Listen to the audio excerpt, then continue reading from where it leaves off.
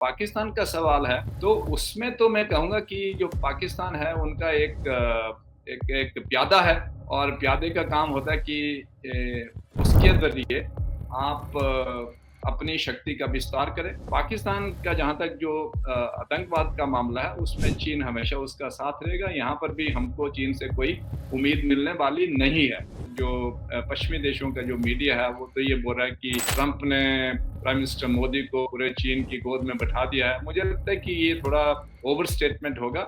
भारत के साथ अच्छे संबंध दर्शाकर ये भी अमेरिका को कहने की कोशिश कर रहा है कि अगर आप हमारे साथ समझौता नहीं करेंगे, तो फिर हम जो तीनों ब्रिक्स की बड़ी शक्तियाँ हैं, तो एक हो सकती हैं। हमारा जो मीडिया है बहुत उछाल देता है कि नहीं, अब हो सकता है चीन हमारा सिक्योरिटी काउंसिल में भी साथ देगा।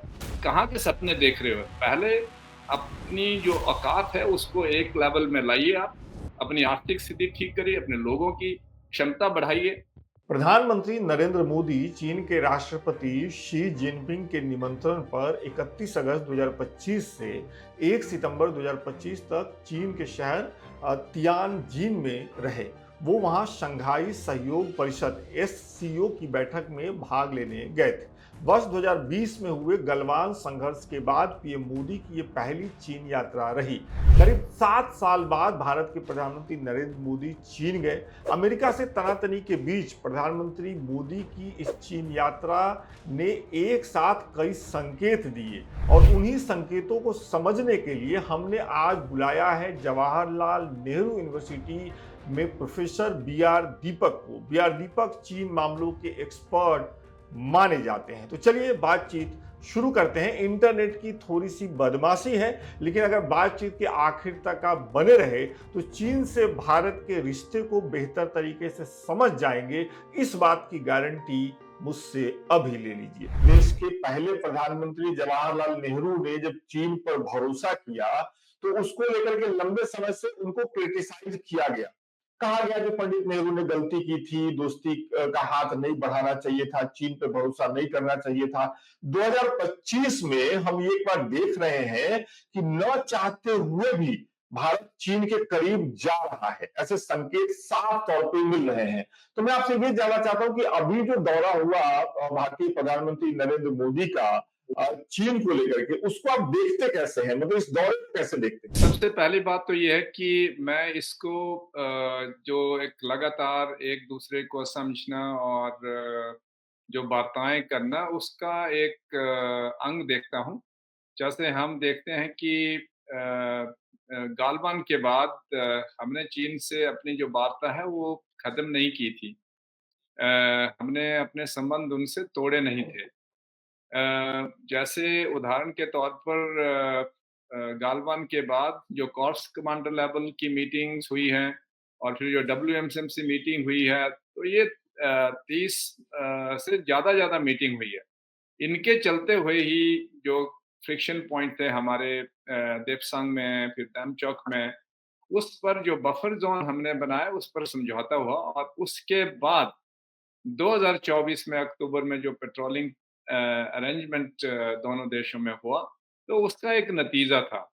तो उसके बाद भी फिर धीरे-धीरे जिस तरह से कह सकते हैं कि थोड़ी-थोड़ी गर्माहट आ रही थी रिश्तों में, जिस तरह से जो ये मल्टीलैटरल बहुपक्षीय जो प्लेटफ़ॉर्म्स हैं, चाहे आसियान का हो या फिर अभी जो एससीओ का हो, उसमें भी हम जो द्विपक्षीय जो वार्ताएँ हैं, हमेशा करते रहे हैं। आपको याद होगा जैसे हमारे जो रक्षा मंत्री थे वो लाओ गए थे, फिर 2024 के दिसंबर में हमारे जो एनएसए अजित डोभाल जी वो पेचिंग गए थे।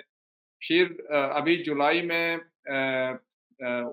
से पहले हमारे रक्षा मंत्री दोबारा गए थे एससीओ सम्मेलन के संदर्भ में एक वार्ताएँ होनी थी रक्षा मंत्रियों की। फिर हमारे जो अभी विदेश मंत्री है जुलाई में वो गए थे। तो ये मुझे लगता है कि एक कड़ी है जो धीरे-धीरे बढ़ती जा रही थी आगे और संकेत दे रहे थे कि दोनों देश जो बॉर्डर का मामला है उसको अच्छी तरह से नियंत्रित करेंगे और साथ ही साथ जैसे जो मानसरोवर हमारी यात्रा हुई, फिर उसके बाद जो अ, कह सकते हैं कि जो ट्रेडिंग पॉइंट्स हैं इसमें जो हिमालयाज़ में जैसे नाथुला का हो गया, फिर लिपुलेख का हो गया उत्तराखंड में और हिमाचल में शिप्किला का हो गया। ये इस पर व्यापार शुरू कर देंगे और प्राइम मिनिस्टर मोदी ने कल घोषणा की कि जो उड़ानें हैं वो भी दोबारा बहाल की जा रही हैं। तो मैं इसको इस कड़ी से देखता हूँ, हालाँकि इसमें जो अंतर्राष्ट्रीय जो इसकी पृष्ठभूमि है वो भी इसमें साफ नज़र आती है। जिस तरह से ट्रंप ने भारत पर जो 50% जो टैरिफ्स लगाई हैं। हाँ, हाँ, तो उससे भी इसका फ़र्क पड़ा है और ख़ास के जो जो जो पश्चिमी देशों का जो मीडिया है, वो तो ये बोल रहा है कि ट्रंप ने प्राइम मिनिस्टर मोदी को पूरे चीन की गोद में बैठा दिया है। मुझे लगता है कि ये थोड़ा ओवर स्टेटमेंट होगा, क्योंकि मैं जिस तरह से देखता हूँ उसको एक विशेषज्ञ के रूप में, तो ये धीरे-धीरे कह सकते हैं कि बढ़ रही है और ज़ाहिर है कि चीन और भारत दोनों बहुत बड़े देश हैं और उन्हें आपस में बातचीत करनी चाहिए और ख़ास करके जो संबंध है उसको सुधारना चाहिए और जहाँ कुछ गिला-शिकवा है, जहाँ समस्या है, उसका समाधान हल उसका उसका समस्याओं का समाधान निकालना चाहिए। आप एक बड़ी बात कह रहे हैं। आप ये कह रहे हैं कि गलवान में जो स्थिति हुई, उसके बाद भी भारत ने चीन के साथ अपनी बातचीत पूरी तरीके से नहीं रोकी। मतलब डिप्लोमैटिक पहल होते रहे। भले ही दोनों देशों में एक तनाव की स्थिति रही, जनता के स्तर पे एक तनाव की स्थिति रही, लेकिन सरकारों ने बातचीत नहीं रोका और उसी का नतीजा है कि भले 7 साल बाद प्रधानमंत्री नरेंद्र मोदी वहां गए, लेकिन वो एक बातचीत होती रही। मैं आपसे ये पूछना चाहता हूं कि जैसे आपने पश्चिमी मीडिया का जिक्र किया, एक चर्चा ये भी चल रही है कि इस वक्त भारत और चीन का करीब आना, जैसे अमेरिका का आपने जिक्र किया, तो उस लिहाज से ये जरूरी था या भारत के लिए एक मजबूरी की स्थिति बन गई थी कि अब हम अमेरिका के साथ अगर नहीं है तो हमें चीन के साथ अपनी करीबी तो दिखा नहीं थी। नहीं, यहाँ भी मैं एक सफाई देना चाहता हूँ। जब हम बोलते हैं कि हम अमेरिका से तो हम चीन के साथ अपने रिश्ते सुधार रहे हैं, मुझे नहीं लगता ये जो रिश्तों का जो सुधार है वो अमेरिका के साथ हमारे बिगड़ते रिश्ते या उसको जैसे कह सकते हैं कि ट्रंप ने उनको थोड़ा बिगाड़ दिया और जो आपसी विश्वास है उसको आघात पहुँचा है। लेकिन ये ज़रूर है कि एक संकेत इससे मिलता है अमेरिका को और यही संकेत पश्चिमी देशों के लिए भी ठीक उतरता है कि अगर आप हमारे से या फिर किसी भी देश के साथ रिश्ते अगर बिगाड़ते हैं, तो ज़ाहिर है कि दूसरे देश जैसे चीन ने अभी पूरा का पूरा जो रेड कार्पेट मोदी के लिए बिछाया, सिर्फ़ मोदी जी के लिए नहीं तमाम देशों से जो दूसरे जो अ आए हैं वहाँ पर सम्मेलन में भाग लेने के लिए बड़े-बड़े नेता उनके लिए भी उन्होंने कह सकते हैं कि जो रेड कार्पेट खास करके जो कह सकते हैं कि इस बारी जो मोदी जी की जो शिरकत है, वो काफ़ी इसका एक केंद्र बिंदु बना हुआ और चीन ने इस पर काफ़ी कह सकते हैं कि काम किया है। ज़मीनी तौर पर किस तरह से प्रधानमंत्री को अपने खेमे में लाया जाए, तो ये भी चीन भी एक संकेत देता है पश्चिमी देशों को और अमेरिका को भी क्योंकि वो भी अमेरिका के साथ जो व्यापार समझौता है, वो उसकी वार्ताएँ चली हुई है। और मुझे लगता है रूस भी भारत के साथ अच्छे संबंध दर्शाकर ये भी अमेरिका को कहने की कोशिश कर रहा है कि अगर आप हमारे साथ समझौता नहीं करेंगे, तो फिर हम जो ये जो तीनों ब्रिक्स की बड़ी शक्तियाँ हैं, तो एक हो सकती हैं। लेकिन ये इतना ही नहीं बल्कि मैं ये कहूँगा कि एक ऐसा संकेत जाता है ताकि जो पश्चिमी देश है, ख़ास करके अमेरिका है, उनको लगता है कहीं वो अलग-थलग ना पड़ जाए। लेकिन इसके बावजूद भी मैं ये कहूँगा कि जो हमारे अमेरिका के साथ जो सामरिक रिश्ते हैं, वो बरकरार है। हमारा जो कुछ सेक्टर के जो व्यापार हैं, जैसे फार्मास्यूटिकल हो गया, फिर जैसे जो आईटी इंडस्ट्री हुई, वो बिल्कुल बरकरार है, उस पर अमेरिका ने कोई टैरिफ नहीं लगाए। तो ये कहना कि अमेरिका के साथ हमारे जो रिश्ते हैं काफ़ी उथल-पुथल हो गए हैं या फिर हमारे जो सैन्य रिश्ते हैं वो उथल-पुथल हो गए, ये मुझे लगता है कि अभी थोड़ा जल्दी होगा ये निष्कर्ष निकालने में। हालाँकि ज़रूर ये बात कहेंगे कि ट्रंप जो क्वाड का समिट होने वाला है भारत में उससे उसमें आने वो नहीं आएंगे। मना कर दिया है। तो ये एक उनका जो कह सकते हैं कि भारत के प्रति रोष है, गुस्सा है या फिर कह सकते हैं जो ईगो है, उसको दर्शाने की एक कोशिश है। और मुझे लगता है कि अभी भी जो व्यापार समझौता है, मुझे लगता है कि भारत कोशिश करेगी अमेरिका के साथ उस पर हस्ताक्षर हो और अमेरिका भी यही चाहता है क्योंकि अमेरिका में भी ट्रंप पर काफ़ी दबाव पड़ रहा है, ख़ास करके उसकी पार्टी के लोग भी और जो दूसरे डेमोक्रेट्स हैं, वो भी बोल रहे हैं कि बहुत सारे बयान आए कि ये जो कदम है, वो ठीक नहीं है, भारत को अपने साथ रखना पड़ेगा। लेकिन इसके साथ-साथ भारत जो जो जी। मल्टीलैटरल एग्रीमेंट की बात करता है कि हम जो अपनी जो स्ट्रैटेजिक ऑटोनॉमी है, उसको बरकरार रखेंगे। तो इसके चलते भी मुझे लगता है कि पश्चिमी देशों को, ख़ास करके अमेरिका को लगता है कि भारत तो सबसे ज़्यादा ठीक है, तो हमें उससे क्या फ़ायदा? तो ये एक मुझे लगता है कि उसी का एक छोटा-सा पहलू है। लेकिन ये निष्कर्ष निकालना कि अमेरिका के साथ हमारे रिश्ते अभी उथल-पुथल हो चुके हैं, ये मुझे लगता है थोड़ा जल्दबाज़ी होगी। एक एक हालाँकि मेरे पास अगला सवाल चीन से ही जुड़ा हुआ है, लेकिन चूँकि आपने ज़िक्र छेड़ा है और इतने अच्छे से आप बता रहे हैं, हमारे देखने वालों के लिए, हिंदी के आम दर्शकों के लिए अगर आप बता सकें क्योंकि देखिए, मीडिया का एक सेक्शन है जो चीज़ों को तुरंत बहुत बड़ा बना देता है। मैं चाहता हूँ कि आप बताएँगे कि भारत और अमेरिका के रिश्ते अभी कितने गड़बड़ हुए हैं? किस लिहाज से गड़बड़ हुए हैं? क्या इनको जैसे आप खुद कह रहे हैं कि इसको ये नहीं कहना चाहिए कि एकदम उथल-पुथल आ गया है रिश्तों में, लेकिन थोड़ी बहुत दिक्कत है। तो ये थोड़ी बहुत दिक्कत जो है इसको हम कैसे डिस्क्राइब करें प्रोफेसर? ये तो अमेरिका के रिश्तों की बात कर रहे हैं या आप चीन के साथ रिश्तों की बात कर रहे हैं? या दोनों ही नहीं, मैं रिश्तों की अभी बात अमेरिका नहीं, मैं सिर्फ अभी कर रहे हैं? अमेरिका की बात कर रहा हूँ। अच्छा, अच्छा, क्योंकि आपने बोला आपने चीन की बात छेड़ी है, तो मैंने समझा शायद चीन के बारे में चर्चा हो। लेकिन अमेरिका के साथ जो हमारे रिश्ते हैं, तो उसे सुधारने में हमें 2 दशक लगे हैं। तो ये 2 दशक का सुधार है और दोनों ही जो पार्टी हैं, चाहे वो डेमोक्रेट हो, रिपब्लिकन हो, तो ये एक सहमति बनाए हैं कि भारत को अपने साथ रखना है, भारत के साथ अपने रिश्ते ठीक करने हैं। और हमें भी लग रहा था कि क्योंकि चीन इस क्षेत्र में और दुनिया में काफ़ी हावी हो रहा है और हमारा साथ नहीं दे रहा है और साथ करके जो हमारा जो पड़ोसी देश है, उसके साथ उसके बहुत ही घनिष्ठ संबंध है और जो हमारा उत्थान है, उसमें बाधा पहुँचा रहा है।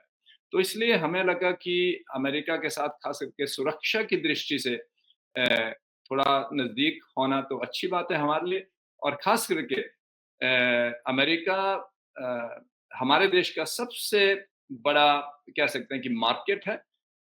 मैं दोबारा दोहराता हूँ क्योंकि अ, अगर हम चीन को कुछ निर्यात करते हैं या फिर रूस को कुछ निर्यात करते हैं, जो अभी चर्चा हो रही है कि बहुत बढ़िया रिश्ते हैं, तो इन अगर जो हमारे निर्यात इन दोनों देशों को अगर अमेरिका के साथ इसका इसकी तुलना की जाए तो बहुत कम है। तो अमेरिका अभी भी हमारे लिए बहुत बड़ी मार्केट है, क्योंकि जो हमारा जो व्यापार कह सकते हैं कि मुनाफ़ा है उनके साथ बहुत ज़्यादा है। कम से कम कह सकते हैं कि 80 अरब डॉलर का उसमें मुनाफ़ा है हमको, सबसे बड़ा मुनाफ़ा है। तो इस तरह का जो मुनाफ़ा है हमें दूसरी मार्केट से नहीं मिल सकता और आगे आने वाले समय में भी तो ये जो मार्केट है, ख़ास करके जो फार्मास्यूटिकल आईटी है, उससे भी हमको बहुत फ़ायदा होता है। और जो नुकसान अभी हुआ है, वो हुआ है जैसे जो टेक्सटाइल्स हो गए, फिर जो हीरे जवाहरात हो गए या फिर जो फिशरीज़ हो गई, शिप्स जी, वग़ैरह, उसमें ज़्यादा हमको नुकसान हुआ और कह सकते हैं कि अगर उसका जो अगर कह सकते हैं कि जो कमतर मूल्यांकन किया जाए तो कम से कम 20 अरब डॉलर के आस-पास होगा। अगर मीडियम मूल्यांकन किया जाए तो कम से कम 30 से 60 अरब डॉलर के आस-पास है। इससे ज़्यादा नहीं हो सकता क्योंकि तमाम चीज़ों पर ठीक है। अमेरिका ने टैरिफ नहीं लगाई है। तो इसलिए व्यापारिक जो रिश्ते हैं हमारे अमेरिका के साथ वो अभी भी काफ़ी सुदृढ़ है। और दूसरी बात जी, है कि वहाँ से जो निवेश आता है हमें, वो पूरे जितने भी देश हैं दुनिया के, उससे सबसे ज़्यादा निवेश वहीं से आता है हमें। तो उसके पास पूँजी है, तो वो पूँजी अगर हमें अपनी जो मैन्युफैक्चरिंग ठीक करनी है, अगर हमें एक वो समृद्ध राष्ट्र बनना है, तो उसके लिए जो पूँजी का आना बहुत ज़रूरी है। और तीसरी ज़रूर। बात जो सैन्य हमारी उसके साथ समझ है, उसमें जो हमने नए-नए जो प्लेटफ़ॉर्म लिए हैं, जो ट्रांसपोर्टर्स प्लेन्स हैं, हेलीकॉप्टर्स हैं और यहाँ तक कि जो हमारे जो तेजस है उसके लिए जो इंजन्स आते हैं जीई के, वो सारे वहीं से आते हैं। तो इसलिए उसका रिप्लेसमेंट अभी फ़िलहाल मुश्किल होगा और पीछे के 2 दशकों के देखा जाए तो हमने अमेरिका से 10 अरब डॉलर से ज़्यादा उसका आयात किया है। तो ये देखते हैं अगर रिश्ते की कड़ी, तो इसको अभी नकारा नहीं जा सकता कि हमारे अमेरिका के साथ रिश्ते अलग-थलग हो गए या फिर टूट गए, बिखर गए। मुझे लगता है ये अभी कहना ठीक नहीं होगा। बिल्कुल, आपको सुन कर के ये लग ही नहीं रहा है कि अमेरिका के साथ भारत के रिश्ते गड़बड़ा गए हैं, जैसा कि आम तौर पे बोल दिया जाता है। शुक्रिया, आगे बढ़ते हैं, हाँ, हम ये चीन पे ही इस ज़रूर है बातचीत कि को केंद्रित रखें। ये ज़रूर है कि मतलब ट्रम्प का हो सकता है उसमें ईगो है क्योंकि हमने उसकी मध्यस्थता मानी नहीं, तो उसमें भी हो सकता है अगर थोड़ा हम पेच-आप खेलते तो उसका मन रख लेते तो कोई दूसरी बात होती। और मुझे लगता है ये थोड़ा कह सकते हैं कि जो साइक्लिक है थोड़े टाइम के लिए लेकिन अंत तक अगर अगर देखेंगे तो मुझे लगता है आगे चलकर दोनों ये देश दोबारा आपस में समझ बिठा करके दोबारा इकट्ठे हो जाएँगे। अब एक सवाल मेरा यहाँ आता है कि जिस तरीके से आप कह रहे हैं कि ट्रम्प बिगड़ैल बच्चे की तरह व्यवहार कर रहे हैं, उत्तुलक मिजाजी जो एक शब्द है उस तरीके से व्यवहार कर रहे हैं, गुस्सा हो जा रहे हैं, विदेश नीति मुझे नहीं पता ऐसे होती है कि नहीं होती। तो अब जो भारत और चीन के बीच में, भारत, चीन और रूस के बीच में जो नजदीकी बढ़ रही है, जो तस्वीर आई है जिसमें चीन के राष्ट्रपति, रूस के राष्ट्रपति और भारत के प्रधानमंत्री एक साथ खड़े हैं, दोनों तीनों नेताओं में बातचीत हो रही है। तो इन तस्वीरों को देख करके या भारत, चीन और रूस के बीच बढ़ रही नजदीकी की खबरों को देख करके क्या अमेरिका के राष्ट्रपति डोनाल्ड ट्रंप और नहीं चिढ़ जाएंगे? अगर आप कह रहे हैं कि वो पहले से चिढ़े हुए हैं, जिसकी वजह से वो टैरिफ पे टैरिफ लगा रहे हैं, तो क्या इस इन खबरों के बाद डोनाल्ड ट्रंप और ज्यादा नहीं चिढ़ जाएंगे? उनकी क्या प्रतिक्रिया हो सकती है आपके हिसाब से? नहीं, चिढ़ेंगे ज़रूर चिढ़ेंगे क्योंकि देख रहे हैं कि जो उसके विरोधी देश हैं, तो वो जो इकट्ठे आ रहे हैं, तो ज़रूर चिढ़ होगी उसको। लेकिन मुझे लगता है कि जैसे अगर हम दीर्घकालीन उसका ये कह सकते हैं कि एक आकलन करेंगे, तो वो मुझे नहीं लगता कि इसमें जिस तरह से जो दिखाया गया है कि बहुत ही नज़दीकियाँ आ गई हैं, हालाँकि रूस के साथ हमारे रिश्ते बहुत घनिष्ठ हैं, इसमें कोई सवाल ही नहीं है क्योंकि रूस भी हमारे लिए जैसे जो कह सकते हैं कि एक जो तेल हम उनसे खरीदते हैं, जो ऊर्जा सुरक्षा है उसके मद्देनज़र भारत को बहुत फ़ायदा होता है, हमारे कारखाने चलते हैं उससे, हमारी बिजली चलती है उससे, बहुत तमाम चीज़ें चलती हैं। अगर वहाँ से हम सस्ते दामों में अगर आयात करना छोड़ देते हैं, तो इसका असर सीधा-सीधा हमारी जो आर्थिक दर है, उसकी बढ़ोतरी पर पड़ जाएगा। अगर हमें अमेरिका से उसी दर पे सस्ता तेल मिल जाता है, मुझे नहीं लगता कि हम उसको नकार दें, हम वहाँ से भी खरीद लेंगे, कहीं से भी खरीद लेंगे। ये तो जो ओपन मार्केट का सिस्टम है, जो मार्केट की जो कह सकते हैं एक कम्पेटिटिवनेस है, उसकी बात होती है। और दूसरा हमारा उनके साथ जो सैन्य सहयोग है रूस के साथ, शुरू से लेकर के, सोवियत यूनियन से लेकर के अभी तक वो काफ़ी बढ़िया रहा है। और मुझे लगता है ये 2 दशकों के बीच में जो अमेरिका में जो राष्ट्रपति हैं, उन्होंने उसको समझने की कोशिश की है कि एकदम से हम रूस से अपना नाता नहीं तोड़ सकते हैं और हम तोड़ना भी नहीं चाहते हैं। दूसरी बात ये, तीसरी बात है हमारे जो बहुत सारे जो कनेक्टिविटी इनिशिएटिव है, जिस तरह से व्लादिवोस्टोक से लेकर के चेन्नई तक का जो रूट है समुद्री मार्ग का, तो उसमें भी हम नहीं कह सकते कि हम ये नहीं चाहते हैं, सारे लोग आपस में जुड़ना चाहते हैं, सारे देश आपस में जुड़ना चाहते हैं। और चौथी बात ये रही कि जो इंटरनेशनल जो नॉर्थ और साउथ जो ट्रांसपोर्ट कॉरिडोर है, जो मध्य एशिया में, तो उसमें भी रूस हमारा बहुत-बहुत समर्थन करता है। छाबार तक, ईरान तक वो हमारा समर्थन करता है। वो यहाँ तक कि मैं तो ये कहूँगा कि सामरिक दृष्टि से रूस जो है हमारा बहुत बड़ा मददगार है क्योंकि उसको पता है कि मध्य एशिया में चीन के जो आर्थिक कदम हैं, बहुत जल्दी बढ़ रहे हैं और रूस को उसकी चिंता होती है, उसके जो बैकयार्ड में चीन पहुँचा। तो इसलिए अगर भारत भी अपनी जो आर्थिक क्षमता है वहाँ तक पहुँचाता है, तो रूस उससे लाभान्वित होता है। तो इसीलिए जहाँ तक हमको शंघाई ऑपरेशन ऑर्गेनाइजेशन में जो सदस्यता लाने में कह सकते हैं कि रूस का बहुत बड़ा हाथ था उसमें। लेकिन चीन ने उसका संतुलन करने के लिए पाकिस्तान को वहाँ पर बैठा दिया। तो रूस के साथ जो हमारी जो घनिष्ठता है तो बहुत ही अलग पैमाने पर है और मुझे लगता है कि जो पश्चिमी देश है, अमेरिका को मिला कर के उन्हें इसको समझना चाहिए और कोई भी देश अपने राष्ट्र हित में ये सब करता है। और तीसरी बात जी, रही जब हम भारत और चीन के रिश्तों की बात करते हैं, तो 50 के दशक की आपने बात की तब रिश्ते अच्छे थे, लेकिन हमने कुछ मौके गँवाए, ख़ास करके जो सीमा विवाद था उस पर हल निकल सकता था, लेकिन हम अड़े रहे कि हमको तो जो पूर्वी क्षेत्र है वो भी चाहिए और पश्चिमी क्षेत्र है वो भी चाहिए। तो चीन ये मानने के लिए तैयार नहीं था। तो इस करके उनके जब प्रधानमंत्री 1960 में भारत में आए थे वार्ता के लिए, तो उस पे कोई हल नहीं निकला। फिर उसके बाद आप तो जानते ही हैं कि संबंध खराब हो गए और वास्तव फिर में जी, कोविड के बाद तो और भी सारे खराब हो गए, उन्होंने पाकिस्तान के साथ नज़दीकियाँ बना दी। तो ये फ़ेज़ है, दूसरा फ़ेज़ फिर शुरू होता है जब से हमारे जो प्रधानमंत्री राजीव गांधी वहाँ चले गए, तब से लेकर के मैं कहूँगा कि 2012 तक का जो फ़ेज़ था, ये एक संतुलन का पीरियड था भारत और चीन में। तो इस संतुलन के पीरियड में हमने चीन के साथ बहुत सारी नज़दीकियाँ बनाई और ख़ास करके जो बॉर्डर पर है, वो बहुत सारे जो कॉन्फिडेंस बिल्डिंग मेजर उनके साथ साइन किए। न 1993 का कह सकते हैं, 1996 का कह सकते हैं, फिर 2005 में उनके जो प्रधानमंत्री यहाँ पर भारत आए थे, जो पॉलिटिकल पैरामीटर्स हमने साइन किए उनके साथ। फिर उसके बाद 2012 का, 2013 का ये जो बॉर्डर पर जो बातचीत होती है डब्ल्यूएमएमसी ये उस समय साइन किए थे।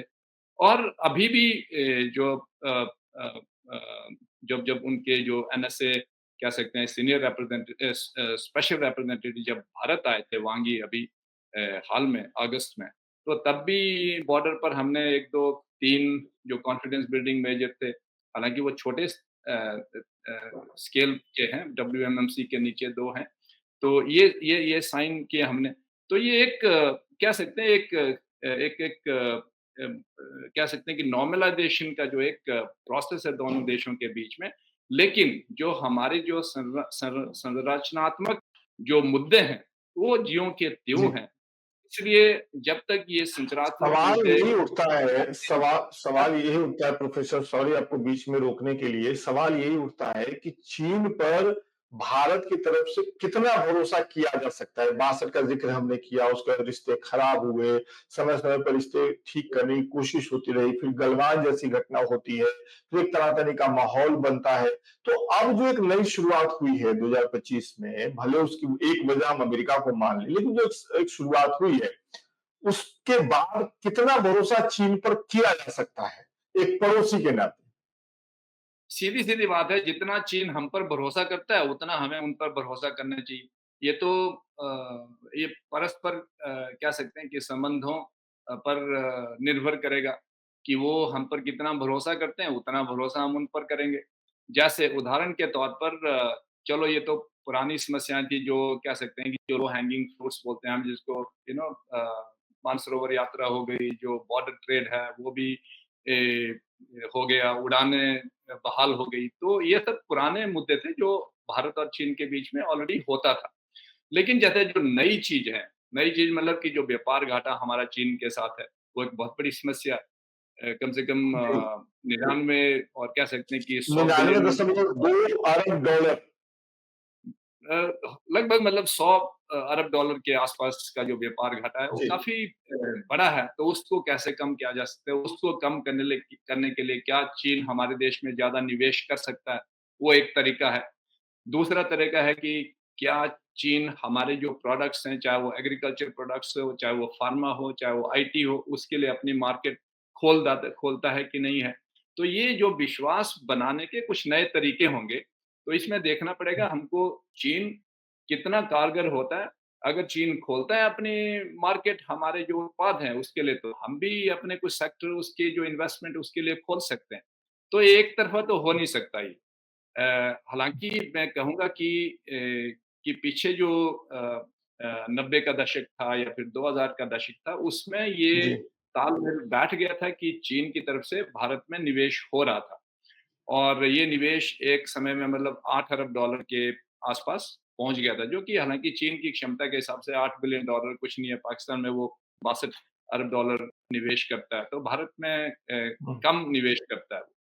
लेकिन हुँ, गालवान के बाद ये निवेश कम होकर हुँ, के 5-4 अरब डॉलर के पास रह गया।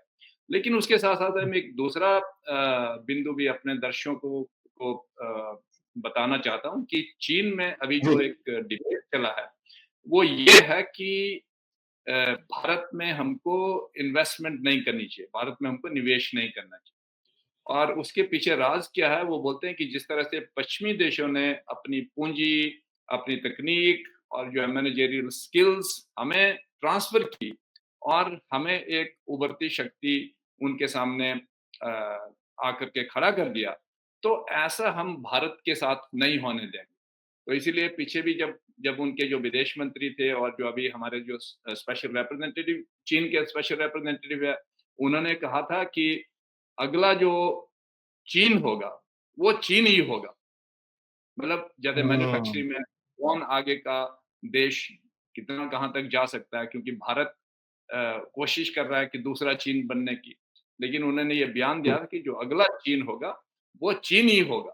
तो ये भी इस बात को दर्शाता है कि वो कितने कॉशियस होंगे मतलब भारत में निवेश करने के लिए, भारत में जो मैन्युफैक्चरिंग लगाने के लिए।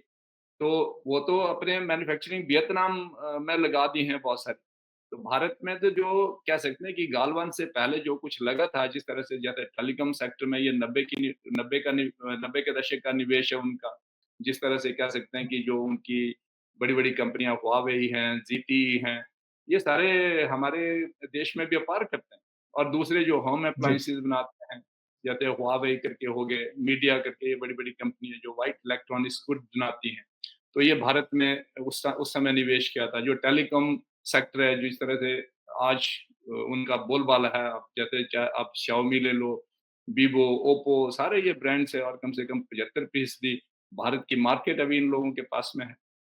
तो जी, इस तरह का निवेश अगर होता है, खास करके मैन्युफैक्चरिंग में, हेवी मशीनरी में और जो संकेत थोड़े थोड़े बहुत दिए जा रहे हैं, तब तो मानेंगे कि भई चीन और भारत की जो नज़दीकियाँ वो कम होती जा रही हैं और अगर वो कम होती हैं, तो इसका मतलब कि जो सीमा पर जो विवाद है, वो झगड़ा है, वो फिर बैक बर्नर में चला जाता है। जिस तरह वो संतुलन का समय था राजीव गांधी से लेकर के 2012 तक, उसके बाद फिर ये डेप्सांग होता है, फिर चुमर होता है, फिर डोकलाम होता है, फिर गालवान होता है।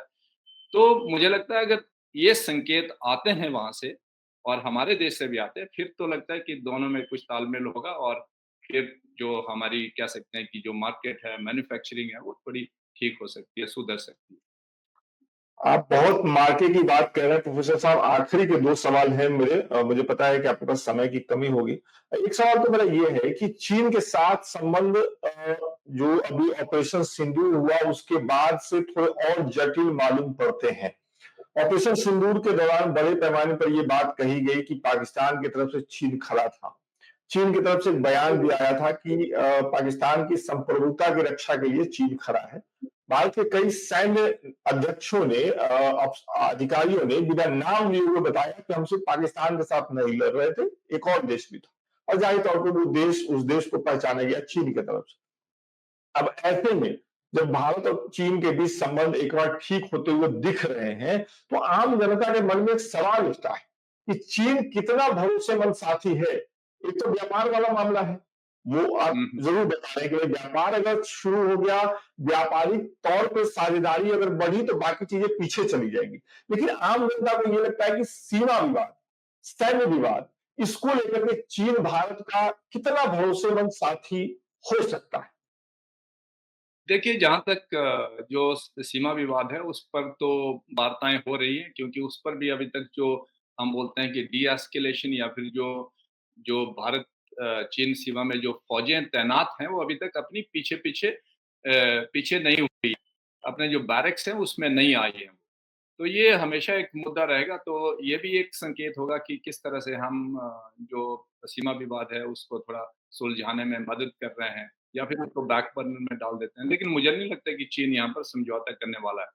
तो जहाँ तक चीन और पाकिस्तान का सवाल है, तो उसमें तो मैं कहूँगा कि जो पाकिस्तान है उनका एक एक प्यादा है और प्यादे का काम होता है कि उसके ज़रिए आप अपनी शक्ति का विस्तार करें और जो दूसरी जो उभरती हुई शक्ति है उसको कटाक्ष किया जाए।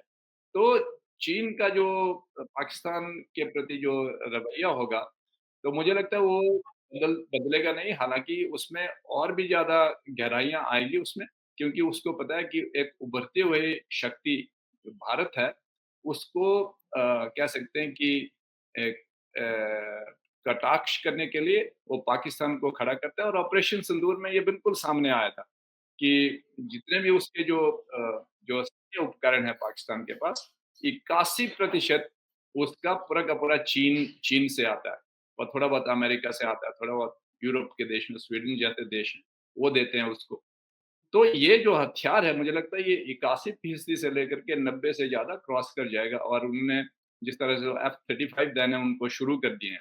तो वो भी एक कह सकते हैं कि अ, जो हमारे लिए अच्छी खबर नहीं है वो। और जी। दूसरी बात मैं कहूँगा कि वो है आतंकवाद का मुद्दा। आतंकवाद के मुद्दे पर भी हालाँकि जो शंघाई कोऑपरेशन ऑर्गेनाइज़ेशन उसका जो उसकी स्थापना हुई थी, जो उसका मेन मुद्दा था वो था आतंकवाद का प्रतिरोध करना। और लेकिन मुझे लगता है कि इसमें भी क्योंकि हर देश के अपने-अपने जो अपनी-अपनी परिभाषाएँ हैं, उसको परिभाषित करने के लिए, तो इसलिए उस पर कोई ज़्यादा सहमति नहीं है। ज़रूर है कि जैसे जो मध्य एशियाई देश हैं और चीन है, उनके बीच में एक समझौता बन गया है, तो वहाँ पर जो आतंकवादी गतिविधि हैं, वो काफ़ी कम हो गई। लेकिन जी। जो अफ़गानिस्तान का रीजन है, पाकिस्तान का रीजन है, उसमें तो ज्यों की त्यों है। और उसमें समस्या ये है कि पाकिस्तान के पीछे जो उसका समर्थक बैठा है, वो चीन बैठा है। आपने देखा होगा किस तरह से जो मसूद अज़हर है, फिर जो लश्कर-ए-तैयबा के जो लोग हैं, उनके पीछे अगर यूएन में भी मामला उठता है, तो विथहोल्ड करने में मतलब चीन चीन बैक सबसे करता है उसमें। आगे है। तो इसीलिए पाकिस्तान का जहाँ तक जो आतंकवाद का मामला है, उसमें चीन हमेशा उसका साथ रहेगा। यहाँ पर भी हमको चीन से कोई उम्मीद मिलने वाली नहीं है। तो सीमा पर उम्मीद मिलने वाली नहीं है और जो आतंकवाद के मुद्दे पर भी हमको चीन से कोई उम्मीद मिलने वाली यहाँ तक कि मतलब कुछ लोग जैसे आजकल हमारा जो मीडिया है बहुत उछाल देता है कि नहीं अब हो सकता है चीन हमारा सिक्योरिटी काउंसिल में भी साथ देगा। कहाँ के सपने देख रहे हो? पहले अपनी जो औकात है उसको एक लेवल में लाइए आप, अपनी आर्थिक स्थिति ठीक करिए, अपने लोगों की क्षमता बढ़ाइए और फिर जब आप उस स्टेज पर पहुँच जाते हैं, तो फिर हमें किसी से सहायता माँगने की ज़रूरत नहीं होती है। तो मेरा ये कहना है। हुँ। बहुत बेबाकी से आप बता रहे हैं। एक आखिरी सवाल मेरा है प्रोफ़ेसर। पिछले कुछ सालों में जब से सोशल मीडिया का उभार हुआ, खबरें वीडियो में तब्दील हो गई, तब से एक समझ जो सोशल मीडिया को देख कर के बनती है वो ये कि किसी देश के नेता दूसरे देश के नेता से कैसे मिलते हैं, कौन किसके लिए कुर्सी खींचता है, कौन किसके गले मिलता है, कौन मुस्कुराते हुए बतियाता है, कौन किन नेताओं के बीच में चल रहा है, इससे तय होने लगा कि अमुक देश का दुनिया में डंका बजता है। मैं आपसे ये जानना चाहता हूं कि एक आम दर्शक अगर उसकी रुचि है विदेश नीति में, विदेश मामलों को समझने में, तो वो कैसे समझे? कौन से वो पैमाने होते हैं जिससे ये तय होता है कि एक देश का दूसरे देश से संबंध ठीक है? सिर्फ फोटो, वीडियो में हँसते खिलखिलाते तस्वीरें, वीडियो देख करके क्या विदेश नीति तय होती है? इस पे थोड़ा क्लास दे दीजिए। दर्शकों को बता दीजिए कि वो कैसे समझे इन चीजों को। बिल्कुल नहीं होती है। जो फ़ोटो है उससे कुछ नहीं होता है, जो ऑप्टिक्स होते हैं जिसको अंग्रेज़ी में बोलते हैं क्योंकि मेरी हिंदी की जो वोकैब्युलरी है थोड़ी कमज़ोर है, तो इसलिए मैं मतलब ज़्यादा विस्तार में उसको एक्सप्लेन नहीं कर पाऊँगा। ऑप्टिक्स मतलब सिर्फ़ दिखावे के लिए है। रेटरिक है, तो उसका ज़्यादा कोई मायने नहीं निकालना चाहिए। जो जो चीज़ है इसके पीछे जिस पर ध्यान देना चाहिए वो होते हैं राष्ट्रहित। तो राष्ट्रहित विदेश नीति में सबसे पहले आते हैं। और हर देश अपने राष्ट्र के हितों की कुर्बानी कभी नहीं करना चाहेगा। और जो लाइन उन्होंने पकड़ी होती है, जैसे सीमा पर चीन की लाइन है कि मैकमोहन लाइन विवादित है, तो इस पर हम समझौता नहीं करेंगे। तो वो उसकी विदेश नीति का एक हिस्सा बन जाता है। जैसे वो बोलते हैं कि जो तिब्बत है, शिनचांग है, साउथ चाइना सी है, उसके कोर इंटरेस्ट हैं, उसके जो केंद्र बिंदु हैं, उसके राष्ट्रहित के, उस पर कोई समझौता नहीं होगा। जैसे जो एक चाइना की जो पॉलिसी है, वो उसका राष्ट्रहित है, उस पर कभी समझौता नहीं होता। अगर दूसरे देश इसके आस-पास आते हैं, उसको मान्यता देते हैं, तब चीन उसके साथ दोस्ती का हाथ बढ़ाएगा, नहीं तो बिल्कुल नहीं। तो बहुत सारे देशों के साथ उन्होंने अपने जो रिश्ते हैं वो कायम नहीं रखे हैं, इसीलिए। और दूसरे देशों ने भी चीन के साथ कुछ ख़ासकर जो पैसिफिक आइलैंड के देश हैं, तो वो नहीं मानते इसको। तो इसलिए चीन जी, उनके साथ कोई रिश्ते नहीं बनाता है। तो भारत के भी ऐसे हित हैं। तो भारत भी बोलता है कि जो हमारी जो सीमा है, जो चाहे वो ऊपर कश्मीर की हो, लद्दाख की हो, अब तो ख़ैर कश्मीर एक अलग स्वाति है, वो यूनियन टेरिटरी बन गई और लद्दाख का जो हिस्सा है, अब आता है उसके चीन के साथ। तो उसके साथ कोई समझौता नहीं होगा। तो हमारे जो कह सकते हैं कि अरुणाचल है, उसके साथ कोई समझौता नहीं होगा। फिर जो व्यापार है, अगर हम हमको लगता है कि इसमें हमें फ़ायदा होने वाला है और नुकसान होने वाला, हम नहीं कभी भी चाहेंगे कि उस दिशा में हम अग्रसर होंगे। तो सबसे हुँ, पहली बात होती है राष्ट्रहित। और राष्ट्रहित मतलब जी, मैं कहूँगा कि ये जो इंटरनेशनल पॉलिटिक्स में जो रियलिज़्म है, ख़ास करके मैं तो खुद अपने आप को एक जो रियलिज़्म की जो विचारधारा है, उससे उससे आपको यथार्थवाद की जो एक जी, विचारधारा है, उसके साथ जोड़ता हूँ कि हर चीज़ को मतलब यथार्थवाद की दृष्टि से देखेंगे, तो आपको फिर दूसरा नज़र आने लगता है। अगर ये पिक्चर देखेंगे, फिर दूसरा थोड़ा इधर-उधर गाना-बजाना कर दिया, भोज कर दिया, ये सब दिखावे के लिए होते हैं, इससे संकेत ज़रूर जाते हैं दूसरे देशों को। जिस तरह से हम जो संदेश देना चाहते हैं पश्चिमी देशों को, खास करके ट्रम्प जी को, वो चले जाते हैं, लेकिन यथार्थ उसके नीचे क्या हो रहा है, वो यथार्थवाद है और अमेरिका भी उसको समझता है और बाकी तमाम लोग भी इसको समझते हैं। और जिस तरह से हमने कहा कि जो जो सुरक्षा का एक नियम है, अ, आपकी सुरक्षा मेरी असुरक्षा हो सकती है। तो ये भी यथार्थवाद का ही एक पहलू है, क्योंकि जितने आपने अपनी सैन्य शक्ति को अगर ज़्यादा बढ़ाया, जिस तरह से चीन बढ़ाया, तो हमको तो उससे खतरा महसूस होगा। ऐसा नहीं कि जी, वो हम अपने कोकून में बैठे हैं कि हमको कोई खतरा महसूस नहीं है, खतरा तो महसूस होगा। तो फिर हम भी अपनी शक्ति दाँव-पेच देखें कि हमको किस तरह से बढ़ाना है। तो इसमें भी मुझे लगता है कि जो यथार्थवाद ये कहता है कि हथियार का मुकाबला हथियार से ना करके ऐसे हथियार विकसित किए जाएँ, जिससे जो हथियार हमारे ऊपर मार करने वाले हैं, उसका तोड़ निकाला जाए। तो जिस तरह से ठीक है। हम कहेंगे कि अगर चीन के खिलाफ हमको कुछ करना है, तो जैसे जो ड्रोन्स को कैसे मार गिराना है ना? जिस तरह से हम आजकल चर्चा भी कर रहे हैं, जो अपना एक उसको क्या बोलते हैं चक्कर सुरक्षा चक्कर, वो बनाने की कोशिश कर रहे हैं। फिर समुद्र में हम कैसे मात देनी है उनको, एयरक्राफ्ट कैरियर बना करके हमको इतना पैसा क्यों खर्च करना है? और जबकि हम पनडुब्बी बना करके उनके जो बड़े-बड़े जो एयरक्राफ्ट कैरियर है उसको तबाह कर सकते हैं। तो जो नई क्षमताएँ बनानी है, तो मुझे लगता है ये जी, यथार्थवाद की ओर इशारा करता है और बहुत, बहुत जी, देश के बहुत बताइए। बड़े-बड़े दाव हैं जो कि सबको थोड़ा बहुत ज्ञान रखना चाहिए। बहुत-बहुत शुक्रिया प्रोफ़ेसर साहब। आपसे बात करके आनंद आ जाता है और विदेश नीति जैसे मुश्किल विषय जो है वो समझ आ जाते हैं।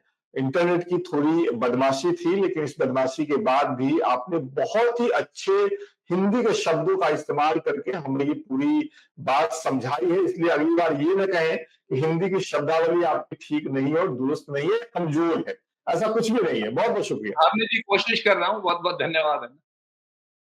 बहुत-बहुत शुक्रिया, बहुत-बहुत शुक्रिया। धन्यवाद।